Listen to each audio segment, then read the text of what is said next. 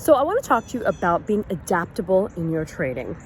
So here's an example in life, right? We all want to be healthy, we look to exercise, and right now I'm on a little sitting break in the middle of my morning exercise. Now, those of you who've seen me in my usual exercise pattern in past videos have remembered maybe my hat, maybe the sun beating down. That's because I used to exercise predominantly in the late morning and afternoon.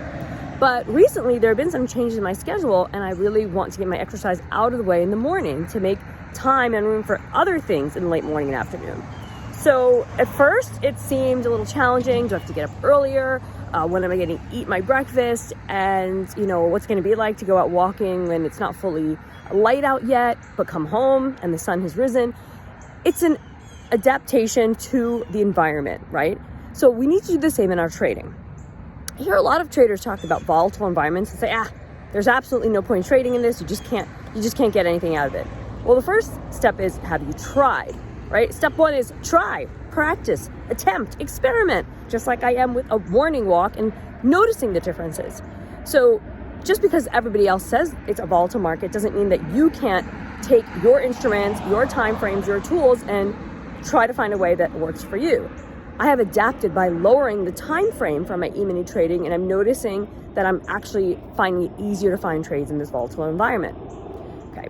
Number two is actually track that experiment. If you just experiment for the sake of experimenting, you're not going to remember. So for me, with this exercise morning walk, I've been doing it for about a week now, and I'm noticing, all right, if I get up at this time, it works out well. If I get up slightly later, not so much.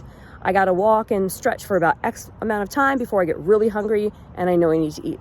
Just pay attention, and then you're going to find the rhythm. So same thing in your trading. If you experiment with a different time frame, if you experiment with a different market, just capture those results, right? Because you can master what you measure.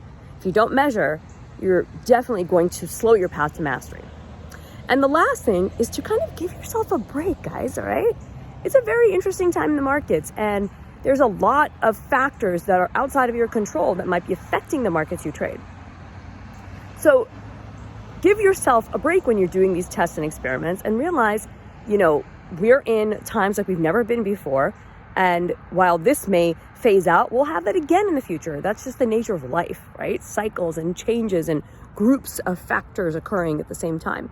So remember these 3 steps when you're diving into your trading and looking to kind of change things up for various reasons. If you can do it with your health habits, your exercise, your diet, you can do it in your trading, right? And I believe in you that with the right approach, with the right experiments, where you're paying attention to what you're testing, with measuring those experiments, and with giving yourself a little bit of a break and not expecting perfection, okay? Your goal is not towards perfection, it's towards progress each day. Remember that.